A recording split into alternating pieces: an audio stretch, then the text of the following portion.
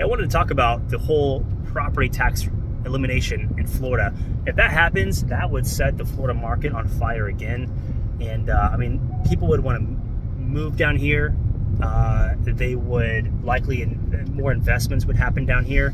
But I think there's some things that we should clarify, because from the investors and some other people I've talked to locally here, I don't know if, I think people are going to have a big letdown when they realize that what they think is going to happen isn't likely to happen. And now I think there actually is a really good shot that taxes get eliminated, property taxes and sales taxes even they're trying to reduce them from an already low 6% to I think 5.25%.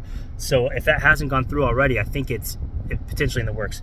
Back to the property taxes though, I think one of the big things is that people seem to think that it's going to affect rental properties and investment properties. And I think even Ron DeSantis himself in some news coverage said the purpose of eliminating property taxes is to ease the burden on residents here, not for investors, not for tourists, not for out-of-state, out-of-country investors. So even local investors, second homes, Airbnbs. Like, I don't think that's what would happen. And then people say, well, residents already have the homestead exemption. Well, the homestead exemption doesn't really do anything once you have no property taxes. So what I think is likely to happen is either they somehow set the homestead exemption to like 100% instead of 25%, or they just kind of like do away with the homestead exemption and somehow replace it with, residents get no property taxes. I just do not see a world in which, unfortunately, in which rental properties do not pay any property taxes. That would, and don't get me wrong, like that would help investments. That would help investors coming into Florida, because right now one of the main issues with investing in Florida is the property taxes and the insurance make cash flow nigh impossible.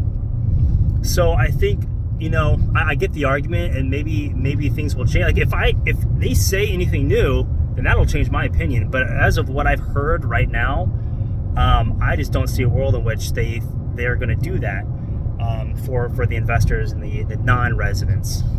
Especially not commercial. I don't really see them doing that for commercial properties. So anyway, I think we'll see what happens. But I think I wanted to kind of get that out there. Like, I think there is a really good shot of them actually eliminating property taxes, and maybe they only just do a rebate for this upcoming year, and then they get everything written. But this isn't just like a grassroots movement. Like, I'm sending a letter to my governor that I don't want to pay these extremely high taxes. I bought my property 30 years ago and taxes were $200, and now they're $5,000 a year, and I can't afford it because I'm going to fix it. It's really the governor himself is leading the charge, which is a great sign, and who I think that we can easily get 60% approval throughout Florida to eliminate property tax. I think that'd be a pretty popular constitutional amendment to sign. So anyway, I think that's what would be required, because taxes are mostly local, not from the state itself. So anyway, I think there is a good chance that we get property taxes eliminated entirely within 1 to 2 years, but I don't think it's really going to affect the average rental property,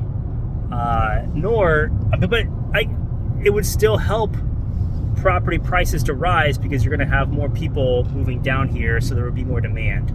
So it's not really going to affect your cash flow in that sense, but it'll help appreciation. And so anyway, there's a lot more to think about. There's a lot of variables at play, but that's my opinion.